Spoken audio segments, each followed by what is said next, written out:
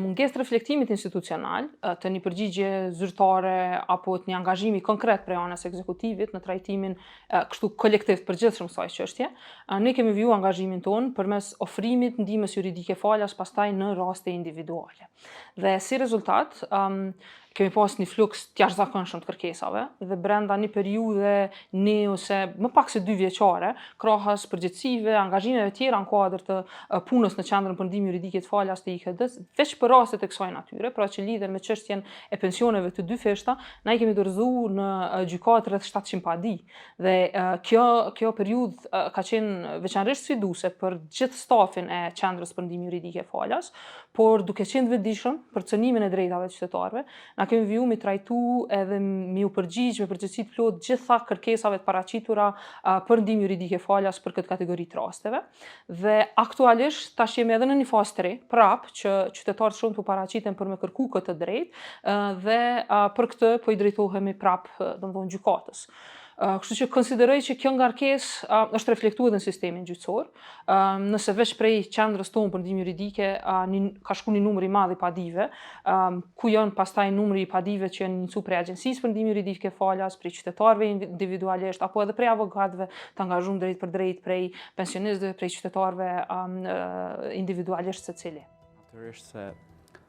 çështjet që kanë të bëjnë me pensione,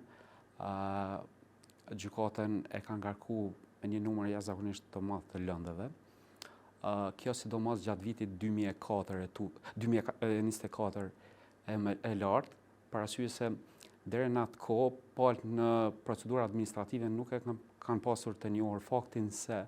janë duke u njohur 2 pensionet, një pension i kategorive të dalë nga lufta e UÇK-s dhe pensioni tjetër që është pensioni bazik i moshës apo kontribut pagues i moshës, i cili është i rregulluar me ligjin për skemat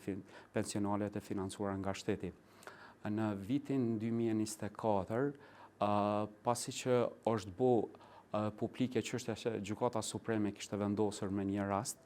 ku kishte vërtetuar vendimin e Gjykatës së Apelit dhe Gjykatës Themelore ku ishin njohur 2 pensionet, nga ana e pensionistëve janë paraqitur një mori padish në gjykatë dhe kjo ka qenë sfidë e madhe sepse në Departamentin për çështje administrative i cili trajton dhe i vendos këto konteste, në të kaluarën numri i lëndëve në ardhje për çështjen e pensionit ka qenë më i ulët. Kozgjatja e procedurave gjyqësore gjithmonë ndikon në respektimin ose përkatësisht cënimin e drejtave të qytetarëve, por përkundër kozgjatjes, zhvillimet e fundit janë inkurajuese sepse ka pas një angazhim serioz gjyqësorit në trajtim me prioritet këtyre rasteve dhe ne kemi filluar të pranojmë aktgjykime në një numër të madh të rasteve që i kemi inicu. Gjitha rastet janë aktgjykime aprovuese, fatmirësisht dhe gjitha këto konfirmojnë bazueshmërinë e kërkesave të paraqitura. Kështu që qytetarët, të cilëve ju kemi ofruar ndihmë juridike falas përmes qendrës tonë për ndihmë juridike falas, e kanë realizuar plotësisht të drejtën e tyre, përfshir kompenzimin retroaktiv me kamatë ligjore, njohjen e drejtës pastaj për përfitimin e 2 pensioneve edhe për periudhën vijim, pra për periudhën e ardhme, dhe kjo është shumë e rëndësishme në mënyrë që të realizohen të drejtat e tyre.